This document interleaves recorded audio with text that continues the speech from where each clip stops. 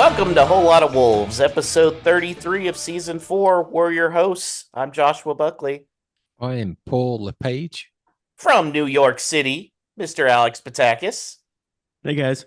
And on the socials, once again, Mr. Danny Paletti in Baltimore. Hello. Well, guys, it was a rough one on Saturday. 2-0 defeat against Villa. Paul, we probably could have seen it coming once we saw the lineup come out, right? A little, but even to that point, I thought we were certainly the better team that we started out the gate from. And when you're thinking of a derby, we were pretty much doing everything right. But I think if we're going to run with that formation, and this is my bone of contention with it all, and the players that are missing, is that the formation doesn't do us any favors with that team that we've got, because it dilutes certainly Lamina's impact from the centre of midfield. Now he's got to absolutely have a worldie at whatever that left forward, left midfield type role that he's playing. So for me, I think I'd rather play my best players in their natural positions, and then if you're going to bring in one of the kids, that's the place to play him. And even I think what I do would be a case of changing the formation so it was distinctly a 5 and a 3, and then maybe an advance forward and then the striker, and that advance forward could be your Sarabia, or he could drop in and be one of those midfield 3, and Chuera comes in as that more number 10, and just see, because the worst thing that happens with that formation is the isolation of that forward. And I don't care if you're 18, 28 or 38, all you're going to get is those fleeting touches, because there's nothing near to you. There's no intricacy in the build-up play. They're not that type of forward who can drop deep and pick up the ball, knock it off, and move into position. So I think the formation is hurting us. But what would have been perfect would have been to go in there, keep it tight first 20 minutes, nick a goal, and then that would have been a completely different story. Well, and Danny, it looked like we might have been able to nick that goal in at first. Santi Bueno crossed the ball into the penalty area, fell right at Aitner's feet, and he just missed a sitter. Do you cut him some slack because he's a wingback? Not really. I don't think so either. I mean, first of all, great ball in by Santi Bueno. But yeah, I mean, that's just kind of, that's a chance that you have to be able to take at this level, regardless of, what position you play or what your age is. I mean, the only thing you can say is that he might have been as surprised as all of us that it got to him. But apart from that, he's got to finish those. And I know it's an observation that several people have had, but very much feels like if you score that goal or a different early goal, then the game changes a lot. I think that we did a lot of good defensive work, especially in the first half. And if we'd had that goal cushion, it might have looked very different after that. Yeah, because Villa then came back in the 36th minute, Alex, and Dybie, boy, he hit a screamer from outside the box. There wasn't much Jose Sa could do about that one. Yeah, not much that you could do as a keeper in that situation. I mean, that was a really nice goal, but the defending that led up to it, I think, was a little bit suspect. And Tommy Doyle had a failed clearance. It's really tough, because I agree with Danny, and I think that they did a lot of good defensive things. But how many games now have we said that giving up goals on set pieces completely changed the nature of the game for Wolves? And this is all after they started the season, I think, being the last team not to concede from actually, I don't know if that was just corners or set pieces in general, but they hadn't really conceded from set pieces either. So now it seems like a regular thing. So we should have known this was coming, the regression back to the mean of like goals allowed on set pieces over the course of a season. We were never going to make it through unscathed, but now it's like becoming almost like a worrisome trend again. Yeah, it's the So I exact wonder, opposite. and I don't know how much of that is due to, new players coming in and out of the lineup because of injury, et cetera, et cetera. But in this situation, I really wish they would have dealt with that ball a little bit better, because you felt like if they could get to half at 0-0, with the chance that you could argue that Wolves had the better of the chances. Like the Diaby chance is not a super high XG chance from outside of the box. He just absolutely, crushed it. So good on him. He's a player I would love to have. Now, I will say too, there were some people that were criticizing Kilman, saying he ducked. I don't really think he was ducking. I think he was putting his head down to try and head it away. He just misjudged it. And Danny, you're kind of smiling. Did he duck or misjudge it? It's such a wild take. I couldn't believe I saw that. I mean, there's plenty to criticize of the overall performance of the back line, and Kilman included in that game. Just in terms of organization, even in that passage of play, everybody sort of drops towards the goal and no one is there to put pressure on that shot. But for that specific instance, he's on the line. I think the ball goes past a player narrowly and then past Saw narrowly. You know, what's the point at which Max Kilman actually sees it and knows where to put his head? Yeah, So yeah. if you think that he's not willing to take that ball to the face, that's kind of absurd. In the It's a face. rocket, and hmm he got unlucky. He was what, an inch and a half away from heading it away. So Yeah. we're not talking about like he cowered. He like dropped to his knees or something. Of all people not to be willing to take it to the face, it's probably another guy who like leads the Premier League in bloody noses on the season. I mean, like this guy's always just like getting his face smashed in one way or another. So, hmm yeah, crazy take. Well, and then Paul Villa basically put it away based on how Wolves' bench was playing or looking there in the second half. When Konza, was it a cross? Was it a tap in? Who knows? It was a Villa 2-0 advantage. It just really had an air of inevitability from that first Yeah. goal, and then the second was confirmation of that, really. And that'll be one that you would have that scenario play out 99 more times, and that's the only time that'll go in from that point on the pitch. But it was what we come to expect, really. And even at that point, there was no real gusto behind any of our attacking play, really, to force the issue. So they kind of played it out from there, it felt.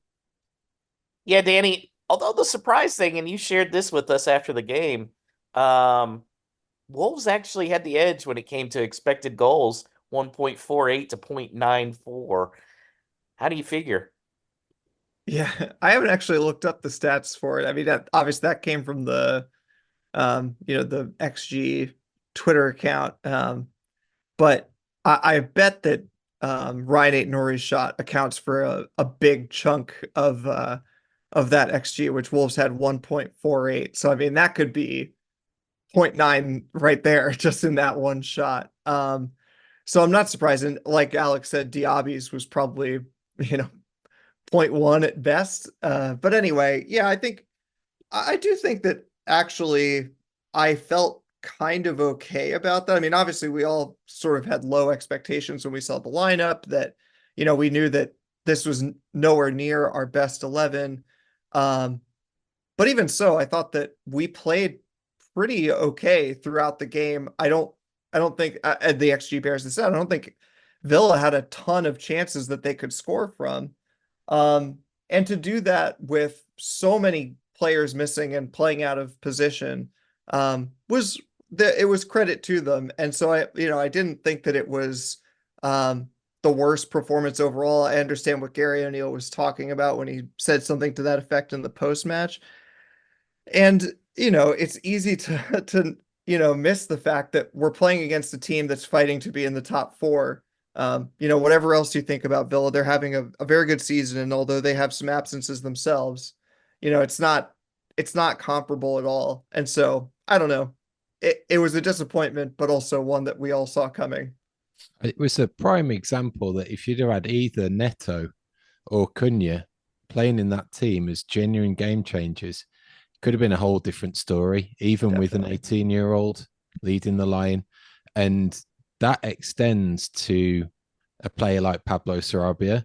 who even he came in for some stick after the game, because you look into those types of players and it's like, well, why can't he get a grip on the game like that and dominate and boss it? But he's not that type of player. And it might have been in the commentary, or maybe something Steve Madeley, the athletic reporter, said after the game. It's like he's the type of player that plays well when others are playing well, and he gets more opportunity when the opposition have got other things to worry about, and that seems to have really shone through this season, that he's done well in that team and it's been a collective effort. Now, looking for Sarabia to drag you through those types of games, you're looking to the wrong person.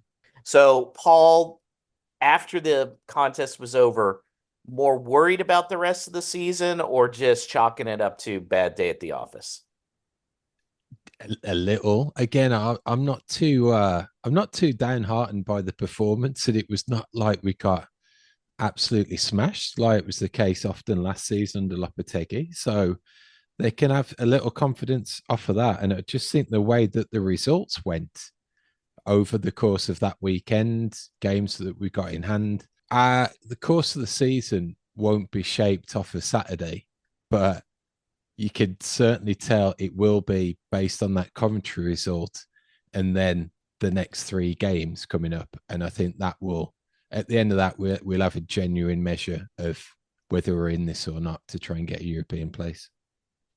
Well, guys, it's a double game day week this week. The first matchup's against Burnley Tuesday, which is probably today that you're listening to it. It's at 2:45 Eastern, 1:45 Central. Keep in mind, JJ Watt will not be the caretaker manager, as he did his little April Fool's Day joke. I hate April Fools on social media. That's for another thing. So, Paul, sounds like Cunha is going to be back in. Do you believe it? And if so, how long? I believe he'll be available. I still don't see him starting. Yeah. I think he's going to come off the bench again if we're in a position that we need him to. So that's where I see I see him fitting in. I'd be genuinely surprised if he starts. Danny, what are you thinking? Over, under 30 and a half minutes? I'd probably take the under on that one. I agree with Paul. I think him not being involved at all really showed that he's not quite as close as we thought when we recorded the last time. And so, yeah, I'd be surprised if he starts. I think he comes on for at most 30 minutes, and it's going to be a planned substitution at that. Or as Paul says, as and when we need it, because I know that everybody's going to be frustrated to hear this, but honestly, I would probably take a point, especially if it meant that we could win against West Ham, because ultimately, the other teams around us are, sometimes picking up results, sometimes not. And to take a point against Burnley, but take all 3 against West Ham would probably be better overall than getting 4 points the other way around. You mean you are not predicting a high-scoring shootout against Burnley in the middle of the week? I am No. stunned. Not even if Cunha starts. Alex, if they throw out basically the same starting 11 that they did against Villa, is that enough to beat a team like Burnley, which playing a little better of late, but still struggling? I wish I could say yes, but I don't honestly believe that. I mean, look, we saw that same starting 11, I guess, save for Frazier instead of Chiwome, scored 2 goals in the Coventry match, but those were 2 late goals when that lineup was, no longer what was necessarily on the pitch. And I don't believe that they can go out and score goals in the Premier League with that lineup. So, one thing I would love to see, and again, I don't want to harp on it too much, and I agree with everything, about that Villa game not making or breaking our season, and maybe this wouldn't have done a thing because Aït-Nouri did miss his chance right in front of goal. But if we're going to start pulling players out of position, why don't we take the really versatile one Aït-Nouri and play him as a winger where it makes a little bit more sense, and get Hugo Bueno into the team and keep the spine of our team that's the absolute strength of it, and have Mario Lemina in the midfield. So like maybe Gary O'Neill will learn a lesson, and if we don't have the ability to have Cunha, we'll see Ait Nori play a little bit further forward and Lemina back in, because also I would like to say that maybe they will rotate the midfield a little bit, but all three of Lemina, Doyle, and uh Zhao started on, so Could be booby they're time. like they're the guys who I feel like no matter what the situation is, they're going out there, they're starting every single game and just giving it their all. But maybe we will see Traore a little bit, but I don't think that lineup. I think you have to make some kind of change, honestly. Like I don't know how you can look at that game against Villa and think that a result will be different on a Tuesday night at Burnley. Paul, I what think would be we've your also got change? to we've got to factor in some of the things like out Nuri's minutes and African Cup of Nations travel and all of that that's still got a backlog. Plus, it's Ramadan and you anticipate his fasting. Not sure about Yeah. uh, those other teammates that are observing as well. So there's an element of that that goes into it also. But I just think out of protection for the likes of Ran that he might not start. I could see Bueno get a left wing back berth from the outset tomorrow, and out near is kept for Saturday.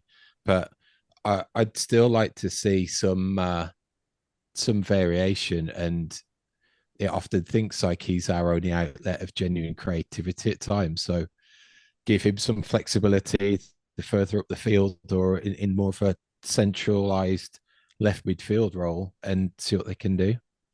All right, guys, because we're not going to spend too much time on this match, we're going to go straight here to the predictions.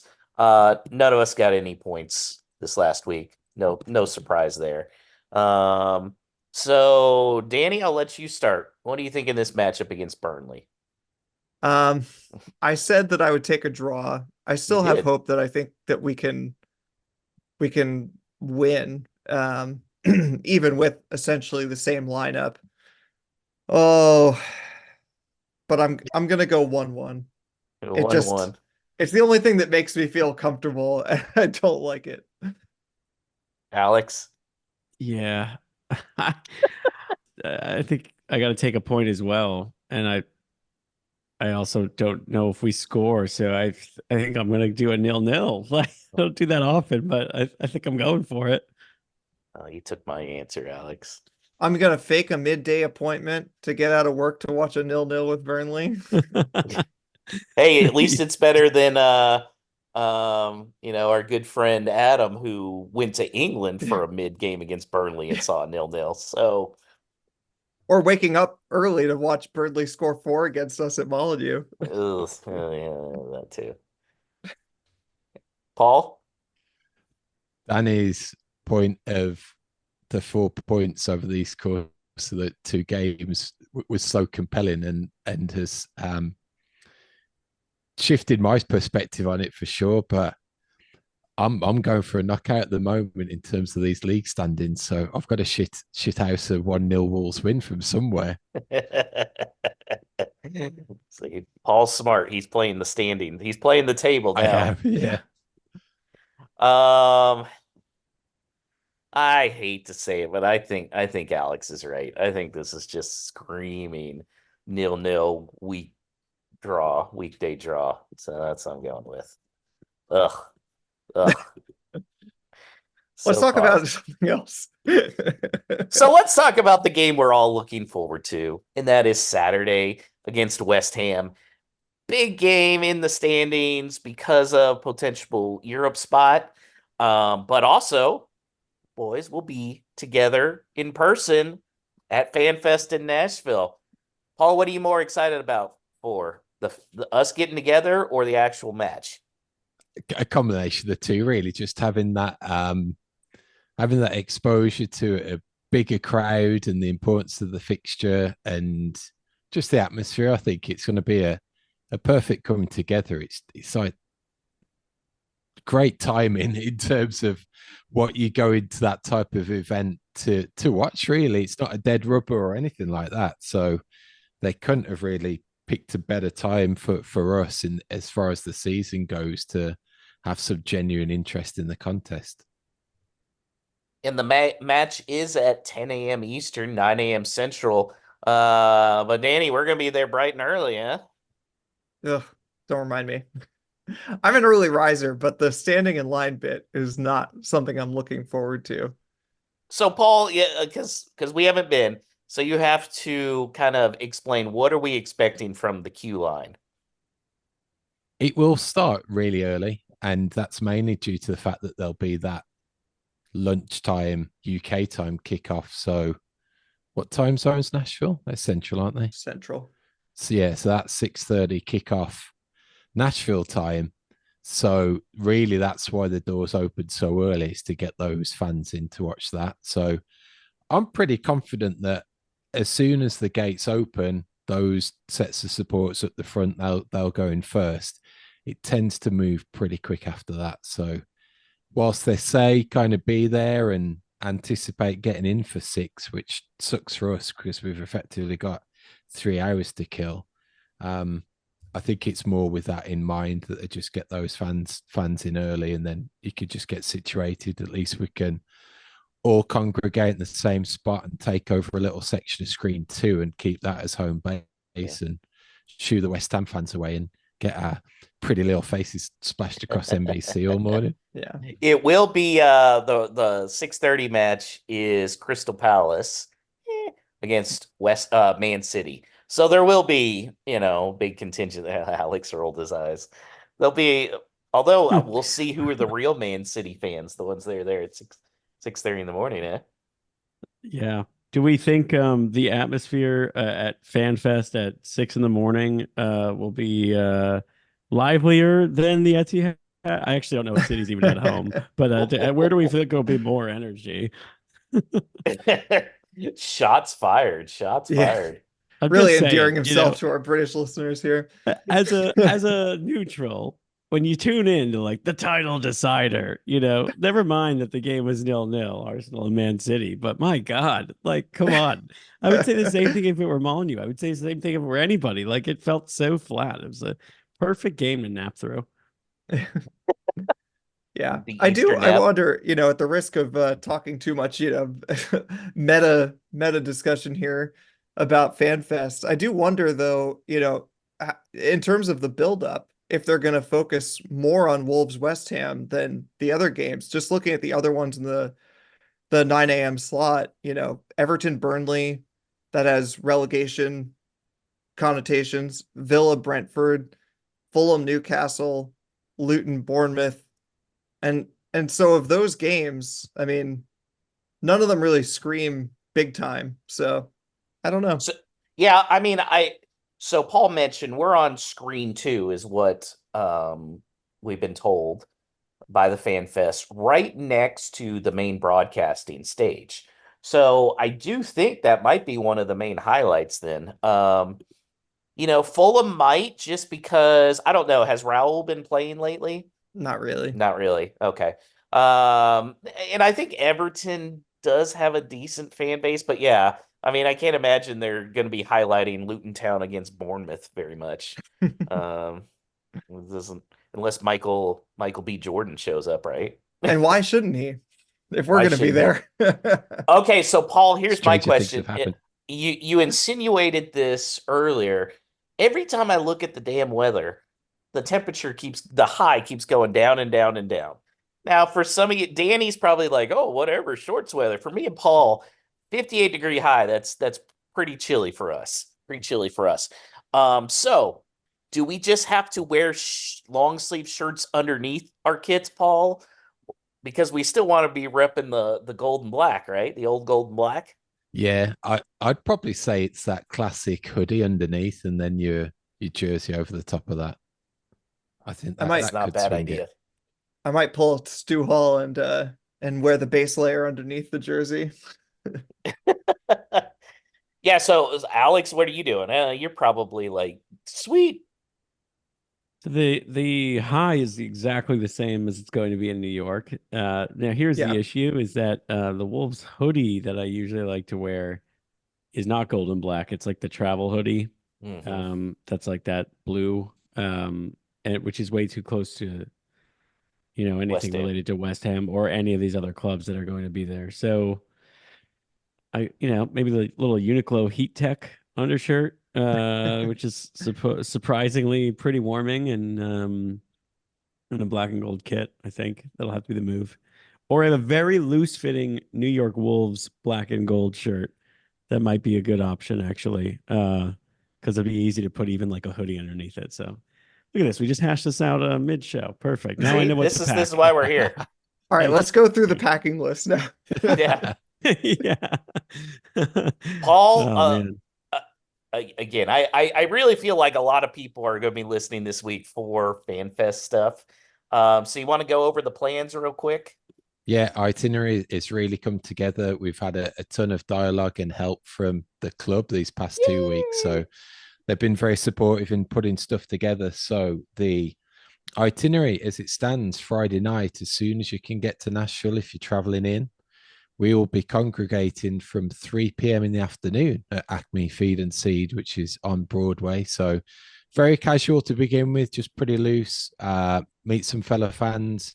We'll be getting in there at various stages. So that will be the plan then, because around about 6 p.m. early evening, we'll all be congregating together there.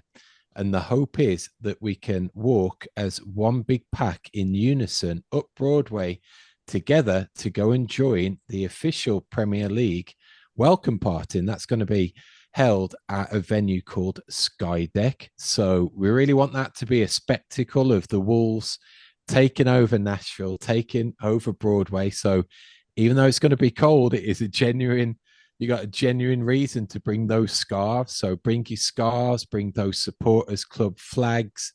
It will be phenomenal to look around and see this sea of gold and black walking up Broadway. I think it's going to be a really good spectacle. We can get some chants going. We can swear at the locals, all that good stuff. And that will be what did the Nashville people do to you, Paul? that will be the plan for the Friday night. And then immediately following the game, we're going to be heading over back to Acme again, and we will kick off a live recording of the next episode of Whole Lot of Wolves. I would anticipate that starting around 12. So come and join us for that. Bring those no stupid questions in person to ask live, and we can hang out a little after the game is finished. Something that tells me that's going to be longer than an hour episode, Paul. If everyone brings a no stupid question, then we got to see it all the way through. So Stu will be able to listen during his whole work shift. What are you allowed to say if there's any special stuff Friday after we get to Sky Bar? I'm not. I've heard rumblings. Oh, at the moment, yeah, it is on the a need to know basis. okay. So Haji Wright signing announcement confirmed. Gotcha. Jeff Sheen person, perhaps. Yeah. I'm joking. Oh I'm no, I totally don't think he'd joking. do that. Weston McKinney's going to be there, but so is Matt Hobbs with a scalpel ready to take your kidney. Let's go. Let's go. Yeah, life surgeries. Well, let's talk about the game. Obviously going to be a big one, Paul. Do you think because of that, it's going to be Acuna start as long as everything goes well Tuesday? I think so. I think that will be what it's geared towards, and I've probably just picked this up from looking at him longingly and thinking, why is he not involved? But I've got a sneaking suspicion Wang's not too far away. I generally wouldn't be surprised if he's on the bench now. Wow. What do you think about that, Danny? On the grass, I just... Yeah. It's so hard to tell these days, especially because everybody's posting stuff to their Instagram a day or two later, or maybe they're posting their vacation from a day or two ago. The timeline all gets very jumbled, but I agree with Paul that I don't think it would be wild to start seeing Wang on the bench maybe as early as the West Ham game. I'm probably a little bit less bullish, but I think that's sort of the early end of when we could maybe even consider that let's hope so, because having any portion of them back would be great as long as they don't re-injure themselves. What do you think, Alex? Is there any other surprise person you'd like to see in the starting lineup against West Ham? Yeah, I don't know how far. I mean, Dawson, there's Ooh, just what so do we many think about guys. Dawson? Yeah, I maybe Dawson, maybe Craig Dawson, because I feel like his severity of his injury wasn't nearly as great as the others, and it's nothing against Santi Bueno, because like it's hard to judge him on his own, because of like the form that the team is in, which is really probably a lot more to do with a lot of the other injuries. So, um, but I think if he's good, I could see him back in, especially because we probably have no choice but to play Bueno on Tuesday. So let's get old man Winter back in the lineup.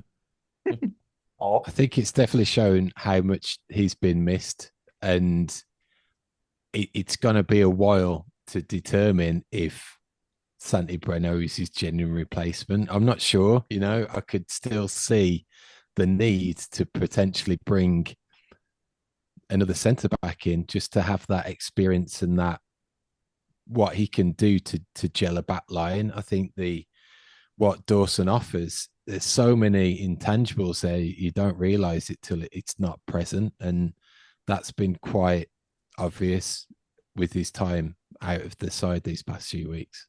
Yeah, I mean, you could see with the 2 goals that we conceded against Villa, both of those are kind of goals that you concede just from a general lack of organization. And for all of his other faults, that is the thing that Dawson does best of our center backs, and we've been missing it.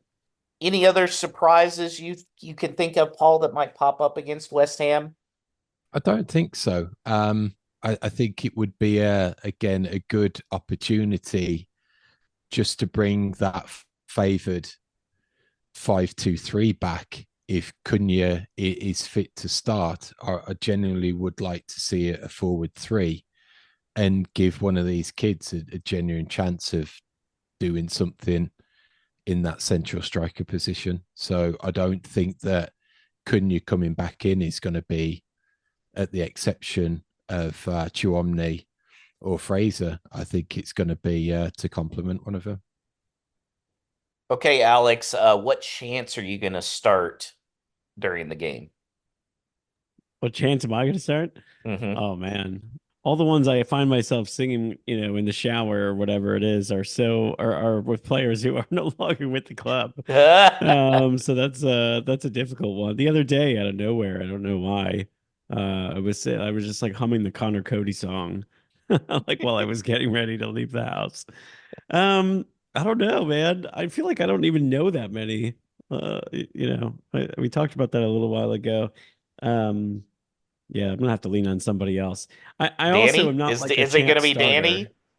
I'm not a big one for chanting, but I will say that I've been, I think I've been vocal in the past about how I'm not a big fan of the Cunha chant to the tune of Oh, tequila. I that's my just think favorite one. I just think that there should be more to it. Like 99% of it is not lyrics, and you can barely tell what people are doing anyway. But if Cunha makes his return on that game and has an impact, or dare I say, scores a goal, one, obviously it'll have to be, Mm-hmm. and two, does that mean that Alex then needs to take tequila shots? He is Mr. Oh, Tequila Sunrise. yeah, no, absolutely. On Central Time, it's early enough for it to technically be a tequila sunrise. I'm in for it. My biggest gripe with the Cunha song is that it's missing one syllable. Like it works way better for Yeah, Saliba when I know I was or crapping on Lamina. City Arsenal. Yeah, exactly. Like it's really hard to squeeze that in with a 2-syllable name, I think, but whatever. So Far be so it for me to quick nitpick since detour I'm on not the there. tequila song. When I was a sports writer in Alabama, I lived in a dry county. Well, the high school band would play the tequila song, which I thought was very odd considering it was a dry county Right. and it's a high school. And they were totally playing tequila every game. And I was like, okay, okay. Paul, are you going to be the guy to lead the chance then? I feel like Dan John would, but I don't think Dan's coming. So I think me and Dave Copey might have to bring some old school ones in that never go out of fashion. So Yeah. a few ode to Steve Balls, um, anything that can defecate on our rivals like the Villa or West Brom. I think we can bring that into it. I know that won't be so politically correct for the TV coverage, so we may have to be delicate around that just to maximize that exposure. Do we play Liquidator on our phone prior to the match? That's a good call. We could all coordinate that. Maybe someone could sneak a speaker in or something and Bluetooth speaker, get it pumping, but then they may get thrown out. So I wouldn't want to wish that on anyone. So, or we may get thrown out. So that would suck. Getting all the way there, standing in line early in the morning, we get thrown out for saying "fuck off, West Brom." Worth it? Worth it. I know one person who would say it was worth it, and that would be the Stu. Yeah.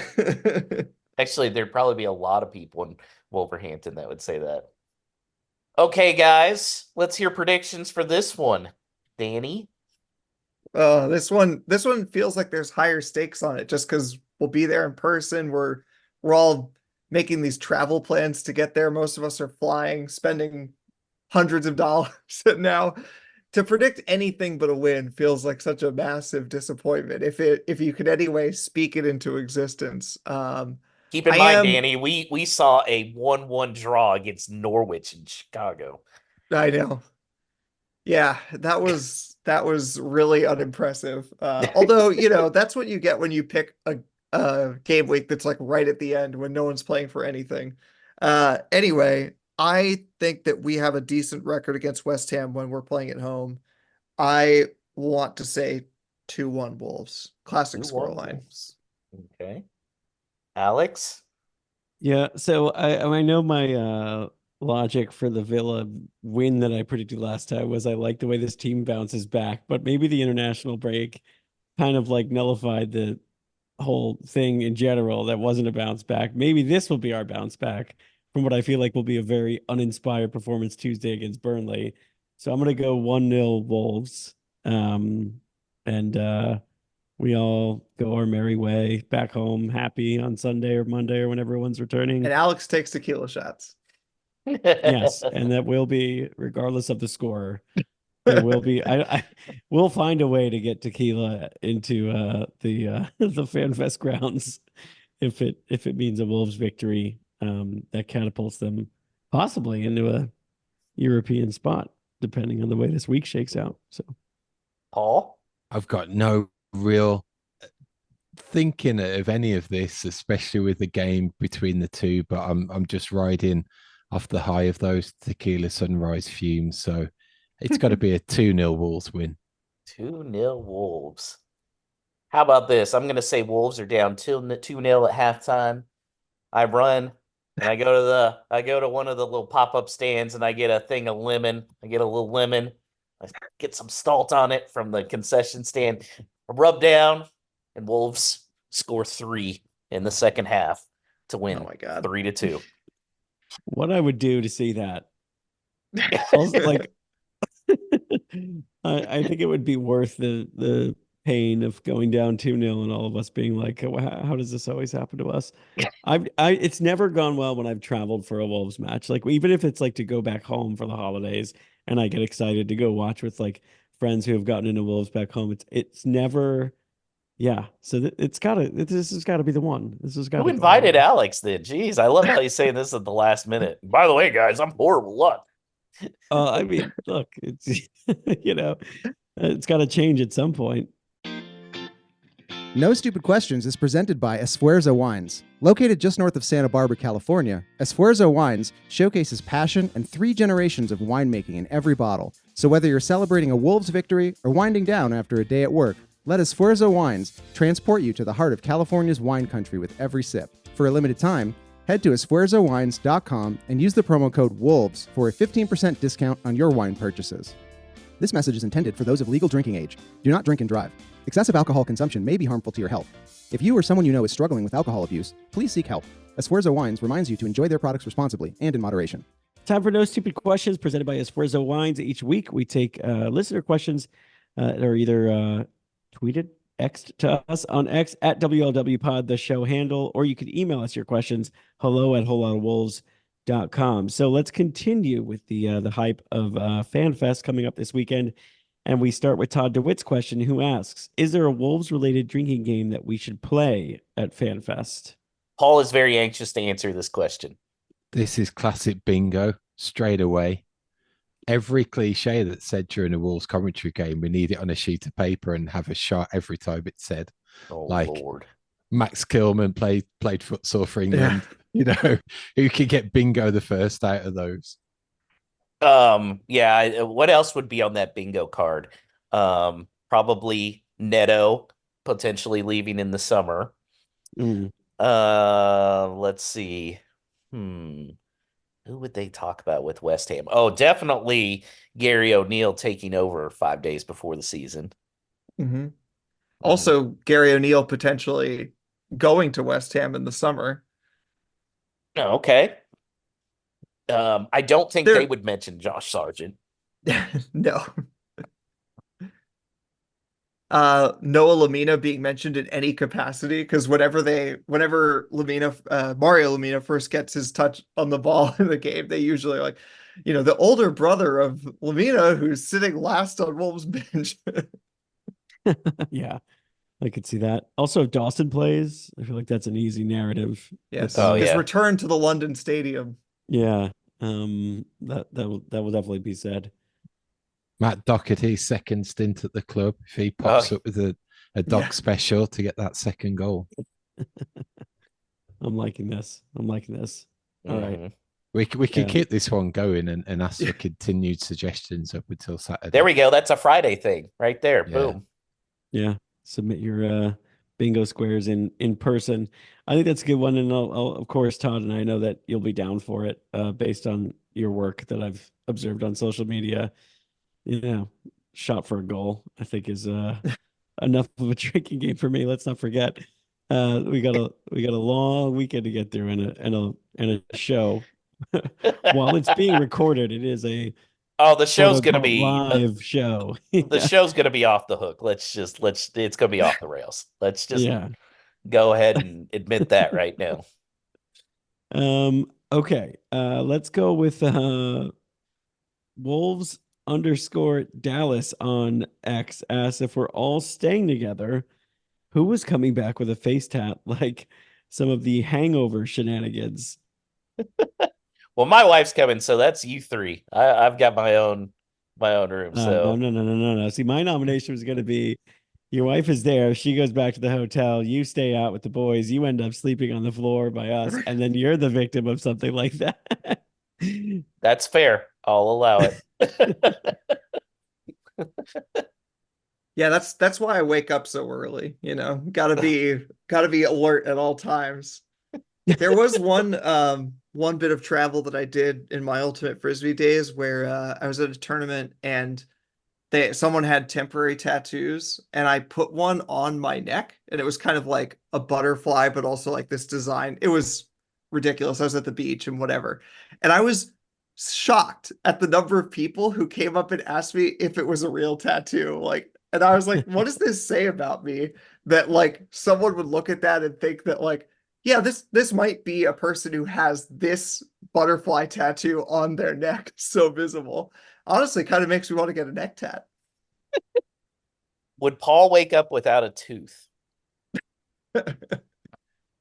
Yeah, I wouldn't be surprised. So, and would Jennifer ever let you out of the house again if that happened? No. Oh man. Okay. Let's go to Wanderhampton _ on X, who asks a possible 3-parter, but we could all nominate some people for this quickly. Which players who fit these categories are you most excited or most hope to see? So give one from the youth academy, one that's currently out on loan, and then one possible summer signing that you would like to see at Wolves.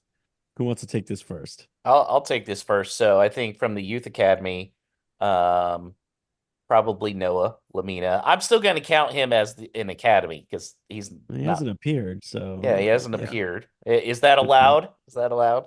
Otherwise, I'll take Enzo. One of those two. Yeah. Currently on loan, I think the one and only answer is Chiquinho. And then possible summer signing. Guys, I'm going all in on Haji Wright. It ain't happening. Hey, stop it, Danny. I mean, crazier things have happened, but he did just sign with Cub. Yeah, but it's a championship team. Yeah, The that's fair. EPL comes a calling. I'd like to take a look at Fletcher Holman in that they're picking these kids up from not the academy, but from lower leagues. So that they're obviously showing something in a different scenario than the traditional academy player that's coming through. So I'm interested in his type of profile. You're always looking at that, the next Max Kilman that can possibly come out. So I'm interested to see him. Currently on loan, just for the defense, is Mosquera. I think it's going to be a big summer for him to have him come in. Could he be a solution to added pace, or finally that switch to a back four? Who knows? Especially if Real Madrid gets Toady, right? Potentially, yeah. Sure. Possible summer signing. I'm not really bothered who it is. I just want them to identify that classic number 9 that can bring it all together. And it was some clickbaity article I read today, HITC or whoever it is, but it was total BS. It was like 3 attackers that the Wolves could possibly sign, and I'm only going to go for this one because I think it's the most outlandish, but it would be Santiago Jimenez. Yeah, well, that's the dream, isn't it? Yeah. I tell you whose dream that is. That is Russell Jones's dream with Wolves. Yeah. Is he going to be ridiculously expensive? Yes. That would be one of those where the marketing department would have to get involved and say this is his value off the pitch. Because then you can expand it. Then you can expand it. I really feel like Raul would still be with this squad if he didn't get hurt and his form fell off so bad. But with how much they enjoyed having Raul because of the off the pitch benefits he had, wouldn't surprise me. Then again, everybody has to be thinking that, not just Wolves. It'd be interesting. Paul's like, whatever, we're not, No, Is Russell going to be at FanFest? Do we know this? I don't believe so, but there's club representation. Okay. Because I was going to say, if there's him, me and him are going to come up with devise a plan. Is that also need to know? Is Wolfie coming? Uncomfortable silence. I'm not sure they could get Wolfie through quarantine because it is a real wolf. You do know that. It's not just some person in a costume. So I think they're running into some quarantine issues about getting the wolf through customs. Is Diego Costa coming with the 3 wolves? With the leash, put him on a leash. That would be funny if Diego Costa was the Wolves ambassador. So absurd. Till the Chelsea fans start chanting his name, and then he'd do a victory lap around FanFest. Danny, you have 3 players.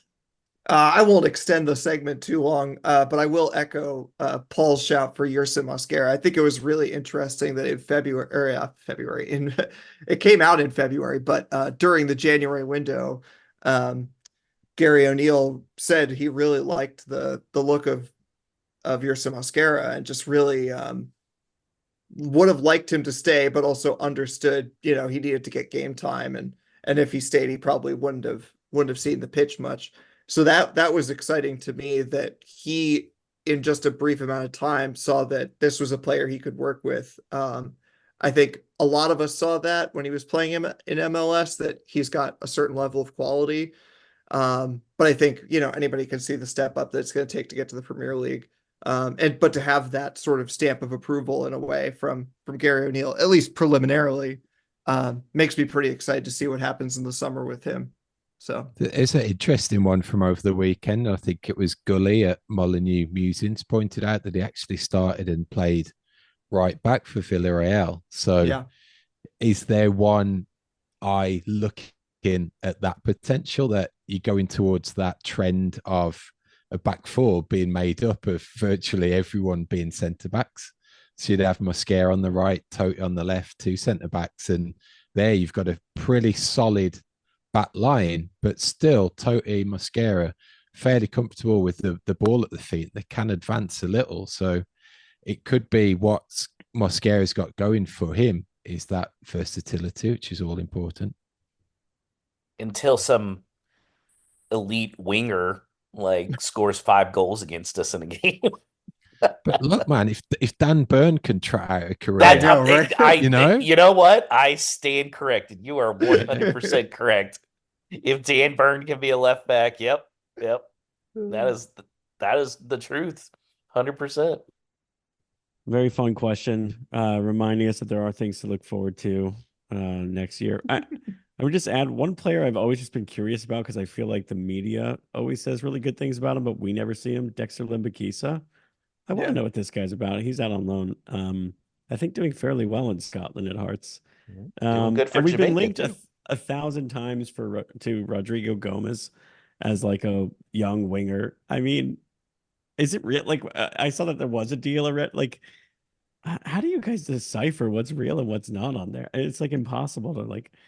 I don't know. I don't want to turn this into a transfer podcast, but I have to mention the link just in the last couple of days to Jota Silva. And if that isn't just someone putting 2 and 2 together for Wolves. Well, sometimes I wonder if they just take names of former Wolves players, like search them, and then when they populate, they'll be like this guy. Like, I mean, João Neves is like already way probably above our level for whatever his next transfer is going to be, but like that was one for a while. It's like it's kind of silly. But anyway, okay. Let's get one more question in. Michael Moser asks, "What April Fool's Day pranks do you think Wolves players play on each other? Who plays the best one?" So maybe we just who do you think is the best prankster on the Wolves squad? Yeah, Cunha decent. Yeah. I mean, Jose Sa, obviously. Let's not kid ourselves here. yeah. I think Mario Lemina got a hint of mischievous about I think him. so. He's got that glint in his eye, and possibly that could even extend to his brother as a little double act on the April Fools as well. So that wouldn't surprise me either. I'm going to twist this one. Who do you think is the most likely target of a prank? Max Kilman. Max Kilman. I think Sarabia too. I think he's someone who you could get under his skin. Well, that's why I don't think Sarabia, because I think Sarabia would get genuinely pissed off. Get genuinely upset. Yeah. I think they'd go for playful reactions and go after the likes of Cunha and Joe Gomez just because they can maximize the banter with those types of characters. So I could see those being the targets as purely fun. Yeah. I'm sticking with my fascination with Aït-Nouri because I don't know how he would react. Would he speak? Would he laugh? I don't know. I think they want to know. So that's why they prank him. Yeah. We need to get, whenever you go out there next time, we need to try and get a meet and greet between Alex and Aït-Nouri, just so Alex can like get a true sense, because it's like Alex's mystery man right now. Confirm that the Wolves Weekly he appeared on wasn't just like a talk track, like a AI French voice. With like someone in Wolves PR just typing in the answers. Yeah. Ryan Aït-Nouri is the Kate Middleton of Molineux. Yeah. Yeah. Exactly. Oh, Where man. is he? Well, I would feel really bad if it comes out that he has some type of there's a real reason for him not for being so mic shy, I guess. Anyway, that's all for the No Stupid Questions this week. And of course, as every week, they are brought to you by Esfuerzo Wines, 3 generations of winemaking in every bottle. Head to esfuerzowines.com, use the promo code WOLVES, and you will get a 15% discount on your wine order. Summer's coming, stock up. They've got great whites, I think some rosé in there. As the seasons turn, so do our drinking habits. So it's time to get that stock going for those summer BBQs. Can't wait. That is full time for this week. Thanks to Alex producing, Danny with all the content on the socials, and importantly, you, the listener, for being our biggest supporter. A 5-star review on your podcast listening platform of choice always helps us to help grow this thing of ours. So excited. The next time we'll be doing this, we'll be in person on Saturday. If you're traveling to Nashville, safe travels. Really look forward to meeting you. And so we say, see you in Nashville. And as we go up the mighty Wolves.